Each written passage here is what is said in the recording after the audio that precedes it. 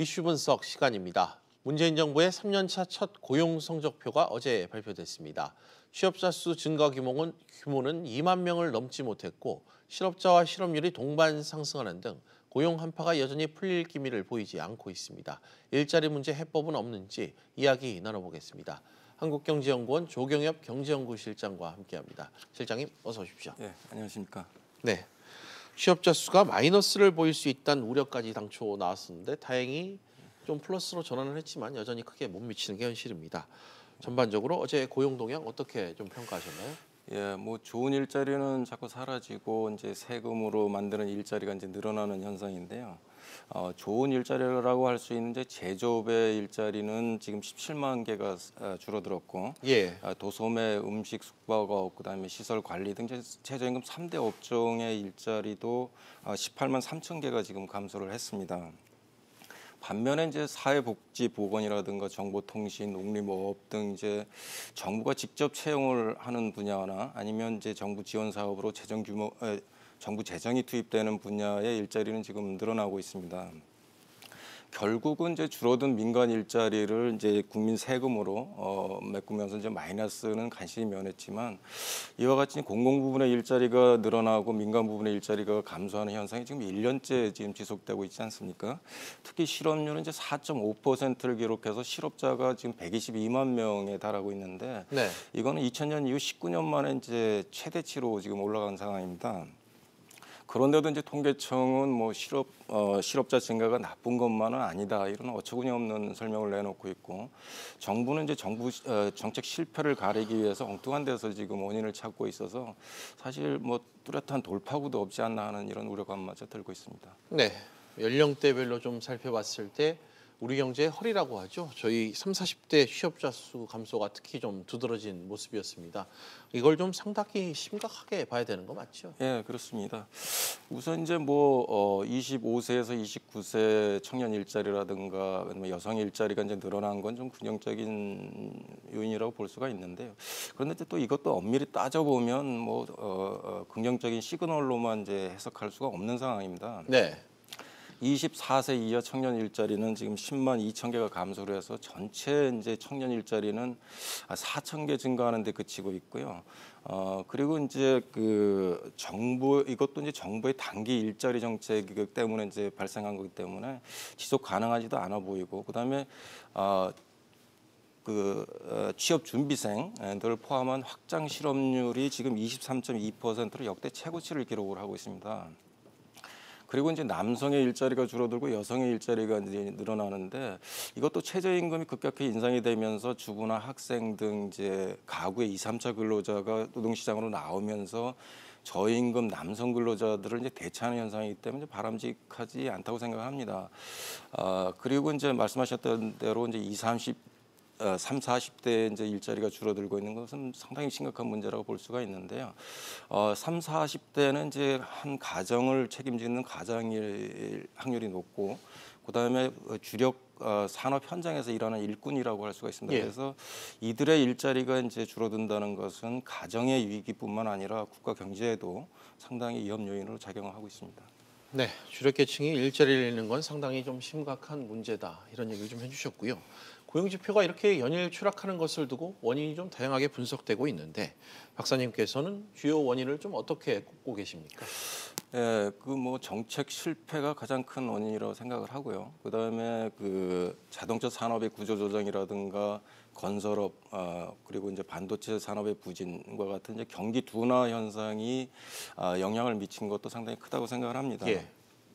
급격한 최저임금 인상이라든가 이제 근로시간 단축, 그다음에 법인세율 인상, 그다음에 반기업 친노조 정책 등으로 인해서 이제 국내 투자 환경이 상당히 열악해지면서 지금과 같은 고용 참사가 1년째 이어진다고 생각을 하고 있고요. 예. 정부는 이제 생산 가능 인구 감소를 이제 원인으로 꼽고 있는데 사실 생산 가능 인구가 감소를 하게 되면 실업률은 떨어지고 고용률은 좀 올라가는 이런 현상이 발생을 해야 되는데 통계를 보면 이제 반대로 실업률은 이제 높아지고 고용률은 좀 떨어지고 예. 있지 않습니까? 그래서 현재 고용 참사는 이제 노동 공급 측에서 문제가 발생한 게 아니라 잘못된 정부 정책으로 인해서 노동 수요가 크게 위축됐기 때문에 발생한 현상이라고 생각을 합니다. 예. 그런데도 정부는 이제 원인을 엉뚱해서 찾고 있고 그 잘못된 정책을 계속해서 이제 밀고 나가고 이제 국민 세금을 통해서 일자리를 마련하는 데 이제 급급하고 있지 않습니까? 지금까지 이제 54조 원을 투입을 했고 올해도 한 32조 원 가량을 투입할 예정이 네. 있는데 사실 잘못된 정책을 수정하지 않고 투자 환경이 개선되지 않는다면 결국 밑빠진 독에 물 붓는 식으로 국민 세금만 낭비하는 결과를 초래할 거로 보입니다. 알겠습니다. 정부의 정책이 제대로 작동하지 않는 게 고용 부진의 주된 원인이다. 이런 얘기를 좀 해주셨고요. 1월 고용동향이 발표된 어제 정부는 엄중한 상황이라고 밝히면서 이 공공 일자리 추가 확충 계획을 내놨습니다. 정책 수단을 그야말로 총동원해서 일자리를 좀 더 만들겠다. 뭐 이런 얘기를 하는 것 같은데 이 부분과 관련해서도 좀 할 말이 많으실 것 같아요. 예, 그렇습니다. 이게 정부가 공공부문 일자리를 이제 2만 3천 개에서 2만 5천 개로 약 2천 개를 더 이제 늘리겠다고 이제 발표를 예. 했는데 정부가 나서면 나설수록 이제 그 고용 상황은 더 악화될 수밖에 없습니다. 그 OECD 보고서를 보면 이제 정부가 공공부문의 일자리를 한 개를 더 마련을 하면 민간 부분에서는 1.5개 일자리가 사라진다고 예. 보고를 하고 있습니다. 그 공공부문의 일자리는 생산성도 좀 낮고 국민의 세금을 통해서 이제 마련하는 일자리다 보니까 민간의 투자와 이제 고용을 위축시키는 영향을 주기 때문에 이제 그렇게 예. 발생한다고 보고요. 그리고 정부가 이제 활성화 대책으로 내놓는 것들이 어떤 식으로 무언의 이제 기업들에게 투자하라는 압박으로 좀 작용하고 있는 것 같습니다. 그래 투자 부족보다 잘못된 투자가 훨씬 더 부작용이 크기 때문에 투자는 기업 자율에 맡기고 정부는 이제 법인세율 인하라든가 규제 개혁 등과 같이 이제 예. 투자 환경을 개선해주는 이런데 좀 역점을 둬야 된다고 생각합니다. 알겠습니다. 뭐 문제는 더 앞으로겠죠. 뭐 지금까지는 그렇다 치더라도 글로벌 경기도나 우려가 지금 나라 밖에선 커지고 있고 우리나라는 각종 경기 지표들이 불안한 모습을 보이며 있습니다. 올해 정부 고용 목표치가 지금 15만 명인데 연초부터 이렇게 2만 명도 안 되면 달성 가능성이 좀 어려운 거 아닙니까? 예, 맞습니다. 그런데 이제 작년에 이제 글로벌 경기가 아주 좋았을 때도 이제 9만 7천 개 증가에 그쳤는데 네. 올해는 이제 글로벌 경제가 침체 국면으로 접어들고 있기 때문에 정부가 생각하는 15만 명 일자리 마련이 좀 어려울 거로 보입니다. 대부분의 경제 지표가 지금 글로벌 금융위기 때보다 더 나쁜 것으로 나타나고 있습니다. 예. 경기 동행지수, 선행지수가 이제 8개월째 동반 하락하고 있는 현상이라든가 제조업의 생산 능력이 이제 감소하는 현상은 1971년 이후에 처음 있는 일입니다. 그래서 예. 자칫 외환위기 때보다 더한 이제 경제 위기가 오는 거 아니냐 하는 이제 우려감마저 이렇게 대두가 되고 있는 상황이고요. 다만 이제 작년에 그 고용 사정이 워낙 안 좋다 보니까 이런 기저 효과로 인해서 마이너스 취업자 증가를 기록하는 것은 면할 수는 있겠지만 사실 고용 참사와 같은 이런 이제 현상이 장기화될 가능성은 상당히 높다고 생각을 합니다. 네. 고용 악화의 원인으로 좀 거론을 자주 하는 부분이 바로 최저임금 인상, 급격한 인상 부분이라고 할 수 있겠습니다. 관련 대책을 마련하느라 지금 정부가 분주한데 최저임금 결정구조 개편안을 지금 논의하고 있잖아요. 예. 이 부분이 지금 노동계의 반대에 부딪혀서 지금 표류하고 있는 것 같은데 예. 지금 상황이 어떤지 개편 방향과 관련한 말씀 부탁드립니다. 이 현재와 같이 이제 정치적 이유로 이제 최저임금이 급격하게 인상되는 걸 막기 위해서는 이제 최저임금 결정 구조 개편이 필요한 게 사실입니다. 그런데 말씀하신 대로 이제 노동계 반발에 부딪혀서 이제 정부가 그 확정한 발표를 일주일이나 이제 미룰 정도로 이제 난항을 거듭하고 있는데요. 그리고 8월 5일까지 내년도 최저임금을 이제 고시하기 위해서는 2월 입법이 이제 마무리돼야 되는데 2월 임시국회도 지금 여야 간 대립이 되고 있어서 이제 2월 입법도 이제 불투명한 상황이기 때문에 이러다가 이제 결정구조 개편이 무산되는 게 아니냐 하는 이제 우려감이 들고 있습니다.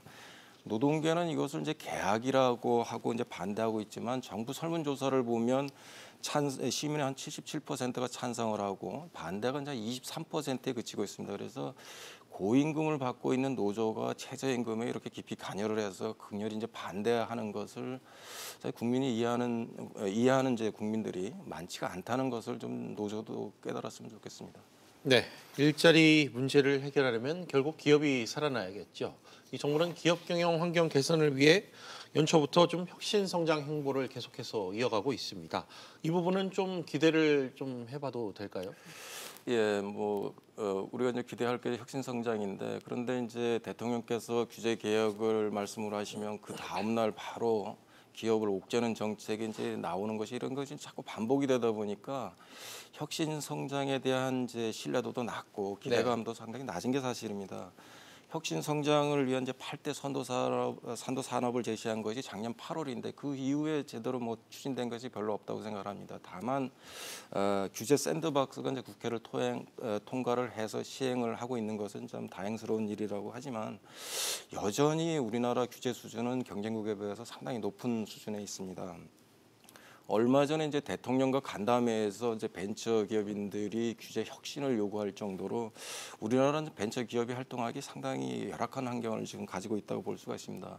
그리고 이제 공정 경제라는 이제 명목으로 내세운 이제 각종 규제들을 보면 우리나라에서 기업을 하지 말라는 말과 크게 다르지가 않습니다. 그래서 이런 상황에서 기업가 정신이 발휘가 되고 미래 먹거리를 책임질 수 있는 산업들이 등장하기 상당히 어렵다고 생각합니다. 그래서 우리도 경쟁국 수준으로 이제 규제를 과감히 낮추는 이런 정책들을 하루빨리 좀 해야 된다고 생각합니다. 네, 말씀하신 대로 이 내수부진의 고용과 투자 정체돼 있는 데다 수출마저 둔화 움직임을 보이면서 지금 사면 초과에 빠져 있는 우리 경제 상황입니다. 마지막으로 좀 내수 침체, 수출 활력 회복을 위해 어떤 대응 방안을 좀 마련해야 될지 한 말씀 부탁드립니다. 예, 이제 소득 주도 성장 정책이라든가 공정 경제 정책이 정부가 기대한 대로 이제 선순환을 가져오지 못한다는 것은 이제 충분히 증명이 됐다고 생각을 합니다. 예.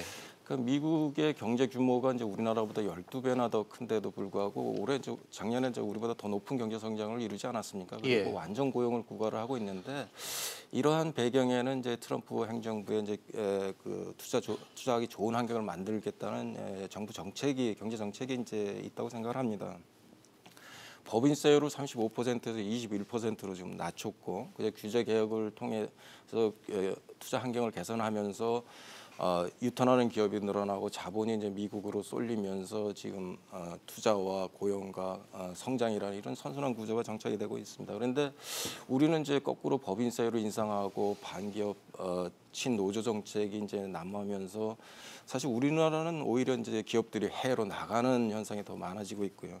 그래서 지금 이제 삼성이 애플보다 법인세를 2배나 더 많이 내는 상황이고 각종 규제로 발목이 잡혀 있는 상황이기 때문에 지금 현상을 타개하기 상당히 힘들다고 보는데요.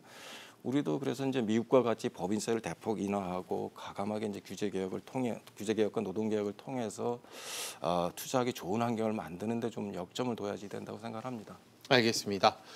지금까지 한국경제연구원 조경협 경제연구실장과 이야기 나눠봤습니다. 실장님 오늘 말씀 고맙습니다. 네, 감사합니다.